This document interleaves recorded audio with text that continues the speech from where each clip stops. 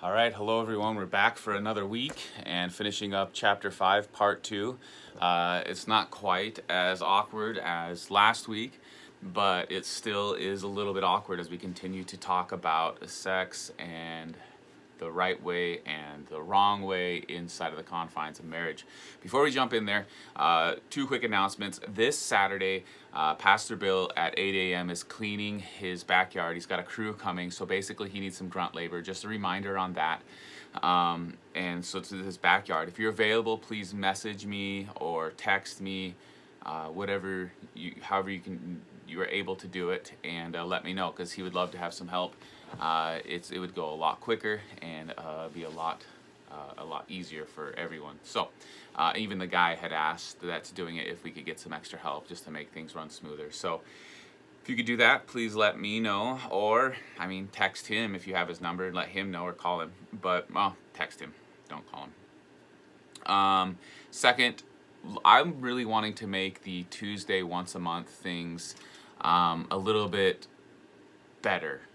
Not so much and bigger and healthier, and not so much for the fact to make this a thing, but for a fact to reach into our community and just make this thing. So it's like, I think it's good that we're meeting in homes. I'm all for it. It's my heart, real intimate discipleship, but also it's my heart to reach into our community. And so I've got Andres stepping up, and he is going to be doing food ministry. So once a month we're going to have this, we're going to try to really get food to be a thing on this Tuesday once a month gathering where we can all gather around and eat and fellowship as well. It's kind of like an extension, just the larger group of discipleship where we're all together once a month. And so a spot where a place where we'd want to invite our friends. And I can't do it, just the leadership, the few of us can't do it.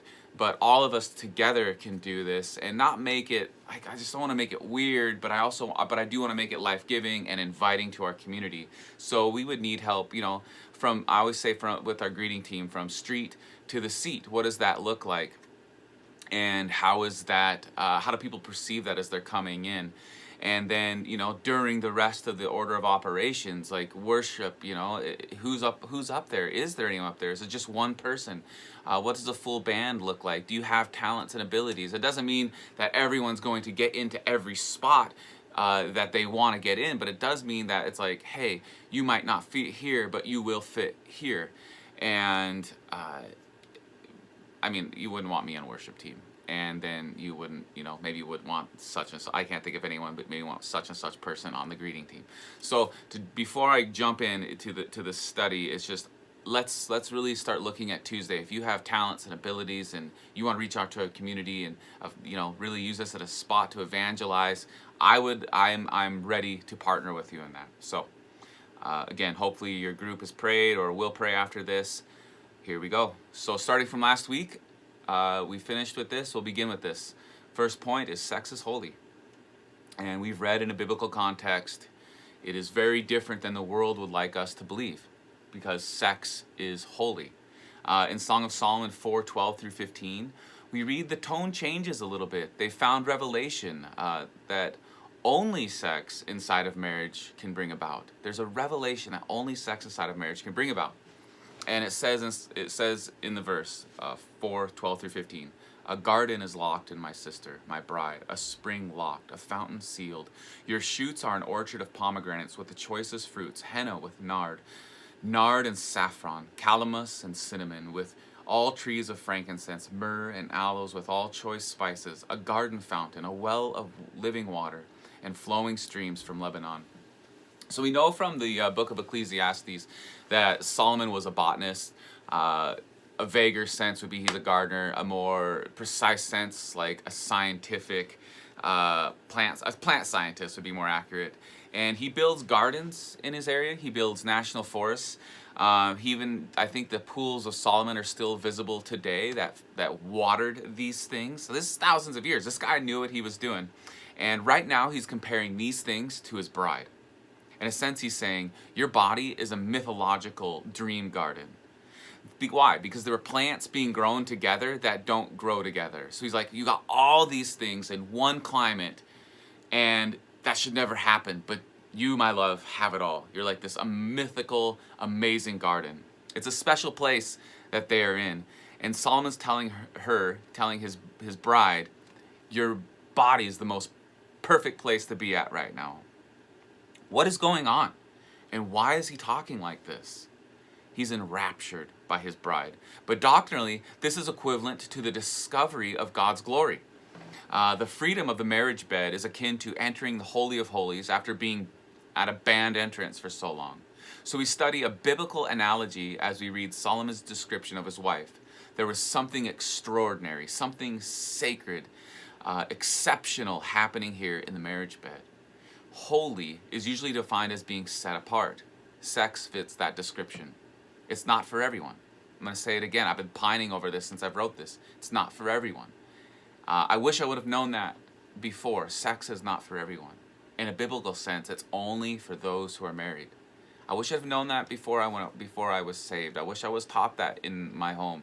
I wish that I knew that growing up as a child. Sex is not for everyone. Sex is for those who are married. So sex is holy. It's set apart. And this is the way God has ordained it. It's not the way the world wants it, but it is the way that God has ordained it. These two could have been with and married anyone, but they chose to be with each other as husband and wife. They chose to be with each other as friends, to share each other in marriage intimacy. Every earthly pleasure can be traced back to God's glory. James 1:17 teaches us this. And this is why sex is holy. It's meant to remind us that God who gave it to us takes joy in union with his people. So we do not need to over-spiritualize this thing, but we cannot also pass too quickly by it and see what's happening here. We need to go further with the reasons why God would give us pleasurable things or pleasurable anything in this life. That's my phone. I'm not answering it. And even call something like sex holy. Gary Thomas writes, sex is about physical touch, to be sure, but it is more than physical touch. It is about what is going on inside of us. Developing a fulfilling sex life means I concern myself more with bringing of generosity and service to the bed than with bringing washboard abdomens. It means I see myself as a holy temple of God, not just as a tantalizing human body. It even means that sex becomes a form of physical prayer and a picture of heavenly intimacy that rivals the Shekinah glory of God. So we see that though sex is a physical act, it is more than just an act. Sex is more than just sex and sex with anyone. It is a separate and holy act between two friends committed for life in a marriage. So we will examine this more towards the end of this study. But right now, when we understand it's between two friends committed in marriage, going through the process and saying, till death do us part, this is who it's for. So we see for the next point then, sex is reciprocal. Both are engaging. The very next verse we read, this Shulamite woman is all in. She's like, I'm ready to go with this act of sex. She's right there with her husband. Solomon has taken the lead, set the scene, made her comfortable, disarmed every single insecurity, and she's like, I'm ready to follow. 4:16, the first part says, awake, O northern wind, and come, O south wind, blow upon my garden. Its spices flow. So Solomon's like, hey, your body's like a mythological place. I'm ready to go check this place out. And she's like, come on, come and check it out. Solomon's bride was enraptured, totally surrendered to him, feeling beautiful before him clothed, and now feeling beautiful before him naked. And in this verse, she's basically saying, bring this, let's do it.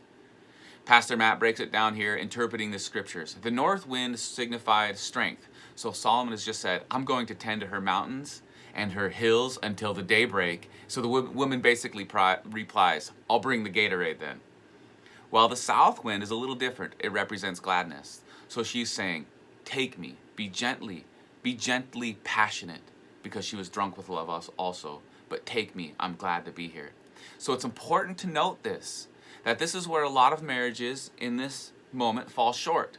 The bride knows that the husband's drive for her is strong, but it is important from this text that the sexual drive is reciprocal. It is with both parties. That the woman should desire her husband also and pursue him. And this is an ideal sexual encounter in marriage and in marriage alone. That the woman should pursue as well. Some women in time begin to think sex is forbidden or dirty, gross, or undesirable, or I don't have time, tired. But the fact is, it can continue to be mutually enjoyable and mutually expressive of love. Not just the husband making the advances, but the wife also. This text shows us not only what a healthy husband eagerly desires, but what the bride also eagerly desires. The wife can and should enjoy sex also. And the author makes a point here to show that it is a very godly thing for wives to passionately enjoy this time with their husband. This is one of those areas that if we're not mindful and discerning that those little foxes, we learned about those a few weeks ago, the little foxes, they can come in and destroy the godly things in the garden. So if you're in this moment of time now in your marriage, consider seeking a trusted Christian counselor. You're like, hey, we have the little foxes. We've got these struggles. And it's not always just the women. It's the men. Sometimes they're not engaged. Sometimes they're not desiring, and the wife is. Whatever the case, if you're in this moment, seek a godly, trusted Christian counselors. There may be a recovery program for sexual abuse, pornography, or other kinds of trauma. So this isn't an easy topic to go deep on, but for this teaching tonight, it is important that the marriage overcomes these hurdles. And when they are overcome, the wife or husband will usually see their spouse in a different light. It's not this burden. It's not a tiresome, troubling, gross, disgusting thing. Solomon is not desiring his wife for just a willingness, but also an eagerness. Solomon is leading his bride, and she is following it. The woman is eager also, not just willing, but eager, not making it less or a duty, but a life-giving response to her man. Most women might think their husbands only want a sexual release, which in part is true, but studies have shown that if the wife is not enjoying the moment as well, generally husbands don't really find that release emotionally even after the sexual act because the wives were not pleased. And this is a real study. There's a book that came out a few years ago. I read it, 2 of them in college. It's for men only and for women only, and I read them both. And the author records a survey that was done in this and writes, this topic earned the highest degree of agreement of any question. 90% of the men said getting enough sex wasn't by itself enough. They wanted to feel wanted. One man I interviewed summed it up like this: everyone who thinks women are more emotional than men, and everyone who thinks that when it comes to sex, guys just want to do it, and women are more into the emotion and cuddling of it. So women think there are no emotions for us men, but there are emotions. And when you say no, you're messing with all those emotions. So it's not only a flat no that hurts. Their surveys show that even if they were getting all the sex they wanted, 3 out of 4 men would still feel empty inside if their wife wasn't both engaged and satisfied during sex. So it's this emotional thing. It's this wife going, it's the husband going, hey, let's go after this. And it's the wife going, bring it. I got the Gatorade. For men, being sexually mutual and both parties enjoying the experience is a huge deal. And it's not just a mere sexual release, which is a very worldly teaching being brought into the church. So whether Solomon's bride knew it or not, she was eager to please him as she was to be pleased. And she was calling her husband in verse 16 to come and indulge in her and enjoy in her, saying, to finish up the second part of verse 16, let my beloved come to his garden and eat its choicest fruits. And this we can observe what happens next with our next point. Sex is fulfilling. So from the text we can understand that these couples are virgins. It was their very first time, so their technique was probably bad. And we note that. We note that for a moment. You may think back to your first time in the confines of a godly marriage, or maybe you were like me and you didn't know Jesus like that and it wasn't, and you're like, that's it? Okay. This was all the hype and I endured through this? That's it? Think with me now. Where this couple's technique was not good, it did not matter. They were enjoying it because they were enjoying each other. They were best friends. They were innocent to anything else. And they'd waited. Contrary to what the world would be teaching them, it must be like. For them, it was not perfect sex, but it was finding themselves in the rhythm of how God intended it to be. Thus, it was fulfilling and satisfying. So chapter 5 is telling us this couple had been at it for about a day and a half. Wow. And for anyone, this is a long time of passionate lovemaking, but God's ways are always better. And an outside voice in the text in chapter 5 was telling them, possibly God, how well and pleasing it was. Well done. Keep it up. Good job. Someone's like, yeah. Wife's like, more Gatorade. And God wants his people to know that sex is a gift to them. And gifts are meant to be enjoyed. 5:1 says, drink your fill of love. Sex, God's way, is romantic, tender, passionate, holy, and reciprocal, meaning it's mutual. And because of all this, it's fulfilling and satisfying, and deeply satisfying, when both parties are making an effort to please and be pleased by their spouse. Between two married couples, both pursuing each other as friends and spouse. So why is this simple act treated with such esteem in a marriage by God? Why is it only for marriage? Why did he give it to us as this gift? This is the last point. Sex is about the gospel.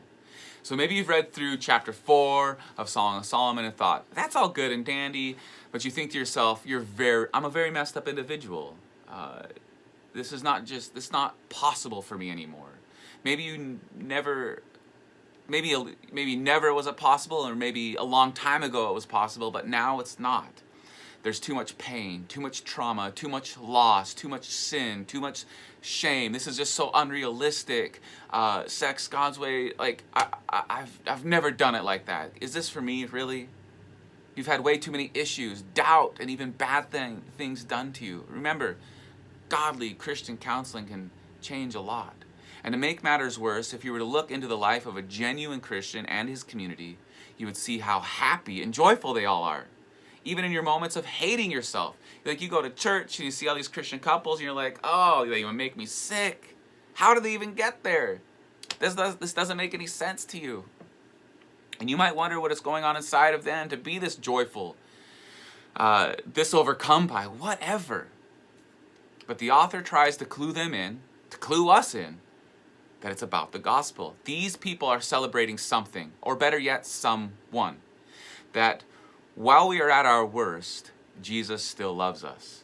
Jesus calls us to his side. And if we could just hear this call, even now, God doesn't call us. He does not call us at our best, cleanest, or healthiest. God calls us at our worst, ugliest, and most unwanted moments. The moments where after the world has rejected us, even we begin to reject ourselves. And Jesus, who is God, says, I'll take that one. That one right there, I want them. Not only do they feel rejected, they actually believe it themselves, and I don't. And the Bible says, once we believe in him, at his word, and trust him, we are called his bride, meaning his people. And there we are like Solomon's bride, naked before God in all of our insecurities, completely exposed, with all of our flaws on display for God to see, all of our sin to be ridiculed, our worst stands before perfection. And the groom, God, who is Jesus Christ, looks at what the world and even our own selves would call an absolute mess of a wreck. And he begins to startle us with songs of grace, declaring us spotless, beautiful, righteous, and justified. Christians are not more moral than anyone else. We are celebrating not what we can do, but what Jesus has done for us on the cross. Not just something, but someone. Intimacy is hard for broken people. We need perfection in a person that can show us the way. And this is God's promise through Jesus Christ. No man or woman will ever be perfect. We are all broken and cannot look to ourselves, but we can look to Jesus. And in this way, sex can be about the gospel. Again, not to over-spiritualize it, but to be mindful of what exactly is going on and why. If Jesus wants and wanted the broken version of you, interject your name. You're like, okay, if I could really understand. Those who understand the gospel go, I'm broken. I'm imperfect. Jesus wants, I'll say it, Cody. Jesus wants your name. Fill in the blank. Then don't you think you could find the strength, if Jesus wants you, you could find the strength to want, to desire, and to cling to your broken spouse. Maybe your future broken spouse, your spouse. So there's that spot in time, that place where maybe your spouse feels rejected. Your spouse is rejected. Maybe your spouse is feeling rejected from you. And God still comes after you. what kind of redemption would it look like if our God, the gospel of Jesus Christ, is coming after them, he's coming after us, and why don't we come after our spouse? All marriages will experience this. Even when we've rejected ourselves, don't you think we should look at ourselves the way God looks at us? Say our spouse is hard. They're having a trouble with God. They're having trouble with you. And you're feeling rejected by everyone. We can know Jesus still loves us. He doesn't reject us. Is it possible in Jesus? It is possible in Jesus, but it must be worked out for and fought for by faith. And that's what Paul's saying, that good fight of faith we see throughout the scriptures. We must enjoy the gift of sex and love our spouse, but it is not them we ultimately love and enjoy. It is Christ. It is not about technique or romance alone that makes Song of Solomon chapter 4 possible. It is Jesus Christ. Sex is good and sex can be pleasurable outside of Jesus Christ, but sex and marriage are not for eternity, and sex won't be all that it was designed for outside of marriage. It won't draw you closer to God, but further from God outside of the confines of marriage. And while married sex can draw you closer to God and your spouse, it can be used to point you towards Jesus, the gospel of Jesus, by loving us right where we are at, even at our worst moments. So, Jesus, he's better, right? He's better than anything in life. He's better than life itself because Jesus is life. This is how that sex can point towards the gospel, that sex is about the gospel. This is how we see all these things culminate together from this chapter, and we can really understand what's going on here. Next week, we are going to be looking at chapter 6, Life Within the Marriage, Fighting Fairly. So I'm not going to bemoan that. We'll get into it then, and I hope to be with you next week in the home groups. Again, those things, this Saturday is Pastor Bill's thing he needs help with. If you're a lady and you're like, I just want to help, come on, we need you. 8 a.m. at his house. Message me, text me if you need to know where to go. And then we need help on Tuesdays, and Andre's starting that food ministry. If you're part of the greetings, street to the seat, hey, we can use you. It's not about any one person. Well, any of us. It's about one person. There he is. Not actually him. Bad portrayal, but it's about Jesus. So God bless you. Love you. Looking forward to the questions after this.